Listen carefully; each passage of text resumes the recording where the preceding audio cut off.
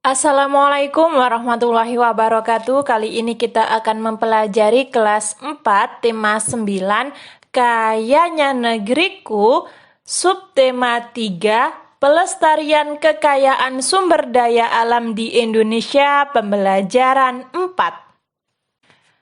Aktivitas manusia sering memicu lahirnya bencana alam. Misalnya terjadi banjir, kebakaran hutan, atau krisis air bersih. Mengapa perilaku manusia dapat memicu terjadi bencana alam? Perbuatan manusia yang tidak bertanggung jawab terhadap alam justru akan merugikan manusia itu sendiri. Misalnya, hanya demi mengejar keuntungan melalui jual beli kayu, manusia menebangi hutan secara membabi buta. Hal tersebut akan memicu terjadinya tanah longsor, kekeringan, dan banjir. Pohon yang menjadi pelindung tanah, penyerap air, dan penyuplai udara bersih sudah tidak ada lagi.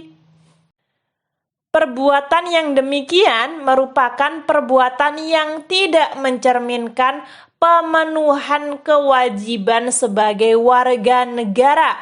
Perbuatan yang dilakukan oleh satu atau kelompok orang namun berdampak pada banyak orang dan berdampak pula pada keberlangsungan hidup manusia dan alam. Mengingat besarnya dampak yang ditimbulkan oleh perilaku masyarakat terhadap lingkungan, maka masyarakat harus secara sadar mengembangkan perilaku yang bertanggung jawab dalam memanfaatkan lingkungan alam. Bahkan, masyarakat pun harus mau bersatu padu dan bahu-membahu menjaga kelestarian lingkungan alam. Misalnya dengan bekerja bakti secara rutin, membersihkan lingkungan, bergotong royong membangun sarana dan prasarana kebersihan. Selain kelestarian alam tetaplah terjaga, dengan kegiatan tersebut menunjukkan adanya sikap persatuan dan kesatuan masyarakat. Lalu pada halaman 133, ayo berlatih. Tahukah kamu sikap persatuan dan kesatuan yang lainnya? Tulislah sikap persatuan dan kesatuan yang pernah kamu lakukan saat di sekolah, di rumah, dan di masyarakat. Nah, di situ kan ada 3 kolom ya teman-teman. Sikap persatuan di rumah, di sekolah, dan di masyarakat. Nah, di sini kita akan membahas satu persatu terlebih dahulu. Yang paling atas kita akan membahas sikap persatuan dan kesatuan di rumah. Apa saja contohnya? Contohnya saling mencintai sesama anggota keluarga, saling menghargai antar anggota keluarga, adanya keterbukaan anggota keluarga, melakukan musyawarah jika ada masalah, mengakui keberadaan dan fungsi tiap anggota keluarga. Nah, Kak, kok banyak banget sih? Nah, kalian bisa mengambil 3 di antaranya ketika terlalu banyak. Setelah itu, sikap persatuan dan kesatuan di sekolah. Di sini juga saya menyebutkan 5, menjenguk teman yang sedang sakit, membersihkan lingkungan sekolah bersama-sama, saling menghormati, menolong teman, ikut memberi sumbangan kepada teman. Kak, kok banyak banget? Nah, ini juga kalian bisa ambil 3 di antaranya ketika kalian merasa terlalu banyak. Namun ketika kalian ingin menulis semuanya juga tidak apa-apa teman-teman. Lalu yang terakhir, sikap persatuan dan kesatuan di masyarakat. Apa saja contohnya? Ikut kerja bakti, menyelesaikan masalah dengan musyawarah mufakat, menghormati perbedaan, membantu tetangga, menjenguk tetangga. Nah, kurang lebih seperti itu. Ini juga begitu, kalian bisa pilih 3 di antaranya. Nah, setelah itu amati gambar berikut. Selanjutnya, tuliskan pendapatmu mengenai gambar. Apakah perilaku atau sikap orang-orang pada gambar mencerminkan persatuan dan kesatuan? Nah, di sini ada gambar seseorang yang sedang menjenguk. Lalu ada orang berkelahi. Nah, pada gambar yang pertama ini, menjenguk tetangga yang sedang sakit. Sikap tersebut mencerminkan persatuan dan kesatuan. Oh ya, di sini saya mengingatkan ini ada pada halaman 134 ya, teman-teman. Lalu gambar yang kedua ini, kedua anak yang sedang bertengkar dan tidak mencerminkan sikap persatuan dan kesatuan. Nah, ini kalian harus hindari, teman-teman. Kalian harus saling menghargai satu sama lain, tidak boleh bertengkar. Lalu ada sedang melakukan kerja bakti di sekolah. Sekelompok siswa bergotong royong membersihkan kelas dan halaman kelas. Hal tersebut mencerminkan sikap persatuan dan kesatuan.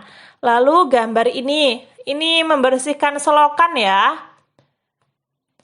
Masyarakat sedang melakukan kerja bakti dan gotong royong di lingkungan desa. Sikap tersebut mencerminkan persatuan dan kesatuan.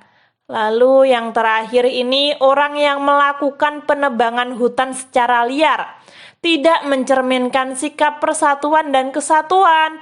Malah sikap tersebut merugikan lingkungan dan orang lain. Nah, kita harus mempunyai sikap persatuan dan kesatuan ya.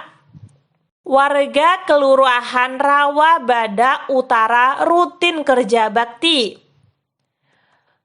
Warga di wilayah Kelurahan Rawabada Utara, Kecamatan Koja, Kota Administrasi Jakarta Utara, bersama aparat pemerintah kelurahan melakukan kerja bakti bersama. Kegiatan itu dilakukan untuk mencegah banjir. Kegiatan kerja bakti yang dilakukan antara lain membersihkan selokan di depan tiap-tiap rumah warga, serta membersihkan sampah yang ada di lingkungan. Lurah Rawabada Utara Suranta menjelaskan bahwa kegiatan kerja bakti atau gotong royong dilakukan rutin di Kelurahan Rawabada Utara. Dalam kegiatan itu, warga juga melakukan penghijauan agar lingkungan menjadi asri, hijau, dan indah. Manfaat lain dari kerja bakti adalah terjalinnya kerjasama dan kebersamaan di antara warga. Lalu pada halaman 136, apa yang dapat dilakukan dalam kerja bakti untuk usaha pelestarian lingkungan? Kerja bakti dapat menjadikan lingkungan asri, hijau, dan indah, sehingga kelestarian lingkungan tetap terjaga. Apa manfaat kerja bakti dalam menjaga sikap persatuan dan kesatuan warga? Terjalinnya kerjasama dan kebersamaan di antara warga. Mengapa kerja bakti perlu dilakukan? Nah, ini saya sesuaikan dengan bacaan tadi ya teman-teman.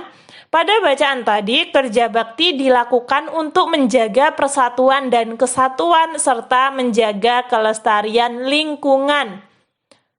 Lalu, ayo berlatih.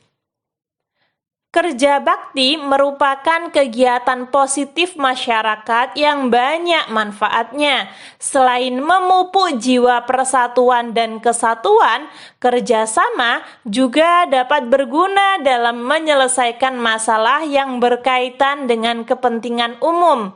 Selain itu, kerja bakti yang dilakukan dalam rangka bersih-bersih lingkungan dapat menciptakan lingkungan yang bersih, rapi, dan nyaman. Kerja bakti apa saja yang sering dilakukan oleh warga masyarakat di sekitar tempat tinggalmu? Carilah jawaban pertanyaannya tersebut dengan bertanya kepada narasumber di sekitarmu. Kamu dapat bertanya kepada orang tuamu, bapak ibu gurumu, atau orang lain di sekitarmu. Nah, lalu kalian tulis pada laporan hasil wawancara. Di sini kalian bisa tulis nama kalian masing-masing. Saya akan memperbesar ya teman-teman. Nah, seperti ini. Kalian tulis nama kalian. Nama saya Wafikna Nailal Muna. Lalu perlu saya jelaskan di sini kalian mempunyai satu pertanyaan, namun kalian harus bertanya atau menetapkan narasumber berjumlah 10 orang ya. Pertanyaannya, kerja bakti apa saja yang sering dilakukan oleh warga masyarakat di sekitar tempat tinggalmu dan apa saja manfaatnya? Oke, kita kerjakan. Nomor 1, semisal kalian bertanya kepada ibu kalian, Bu, apa sih kerja bakti yang sering dilakukan oleh warga di sekitar kita dan apa saja manfaatnya? Ibu menjawab, membersihkan selokan. Manfaatnya, aliran air menjadi lancar. Kalian bertanya kepada ayah. Ayah menjawab, membangun masjid, manfaatnya ibadah lebih khusyuk. Lalu tetangga kalian menjawab, mendirikan pos ronda, manfaatnya apa? Manfaatnya lingkungan lebih aman. Lalu kalian bertanya kepada sepupu kalian, sepupu menjawab, membangun jalan lingkungan, manfaatnya lalu lintas menjadi lancar. Lalu kalian bertanya kepada teman kalian menjawab, melakukan penghijauan, manfaatnya lingkungan menjadi asri.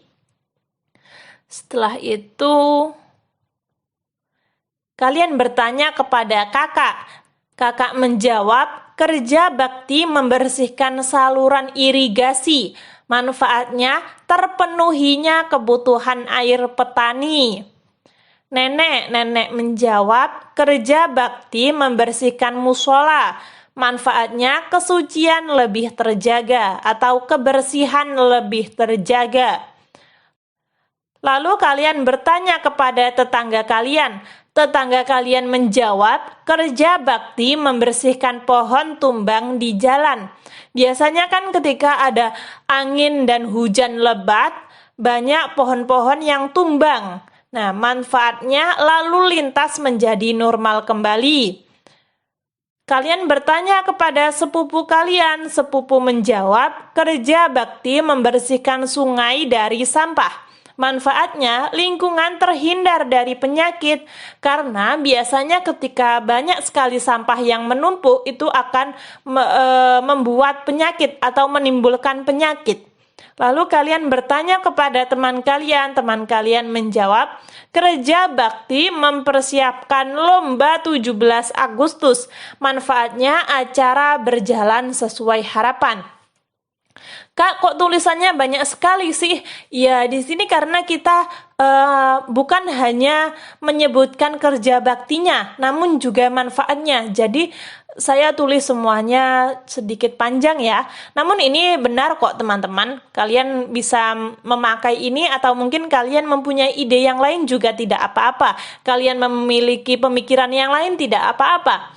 Oh iya, di sini kalian bisa sesuaikan dengan nama narasumbernya ya. Semisal kalian tidak mempunyai kakak, kalian bisa ganti dengan teman atau sepupu. Kan teman itu tidak hanya satu, sepupu juga kadang tidak hanya satu, ada banyak. Nah, kalian bisa sebutkan semuanya.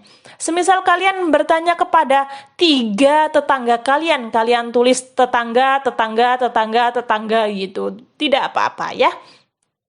Setelah itu, kesimpulan. Nah, pada halaman 137 yang bawah itu ada kesimpulan. Kesimpulan dari wawancara ini adalah kegiatan kerja bakti yang dilakukan di lingkungan sekitar menjadikan kehidupan lebih baik dan pekerjaan menjadi lebih cepat selesai. Lalu ayo renungkan. Apa yang kamu pelajari hari ini? Hari ini kita telah mempelajari sikap yang menunjukkan persatuan dan kesatuan serta bentuk kerja bakti. Oh ya, tadi juga ada sikap tanggung jawab juga ya teman-teman. Lalu manfaat apa saja yang dapat kamu ambil melalui pembelajaran hari ini? Melalui pembelajaran hari ini, saya dapat mengetahui sikap yang menunjukkan persatuan dan kesatuan serta bentuk kerja bakti. Keterampilan apa saja yang dapat kamu kuasai melalui pembelajaran hari ini? Keterampilan melakukan wawancara tentang bentuk-bentuk kerja bakti di lingkungan sekitar. Apa yang akan kamu lakukan setelah melalui pembelajaran hari ini? Setelah melalui pembelajaran hari ini, saya akan menerapkan ilmu yang telah saya pelajari dan terus bersemangat untuk belajar mencari ilmu agar dapat saya terapkan untuk kehidupan. Setelah itu kesimpulan. Tadi kita sudah belajar apa saja teman-teman? Yang pertama, melakukan wawancara tentang kerja bakti. Yang kedua, mengidentifikasi perilaku-perilaku yang menunjukkan sikap persatuan dan kesatuan dalam kehidupan sehari-hari. Ketika teman-teman ada saran, masih kurang paham, atau mungkin saya salah ketik, salah pengucapan, kalian bisa tulis di komentar agar saya bisa memperbaikinya. Semoga bermanfaat. Wassalamualaikum warahmatullahi wabarakatuh.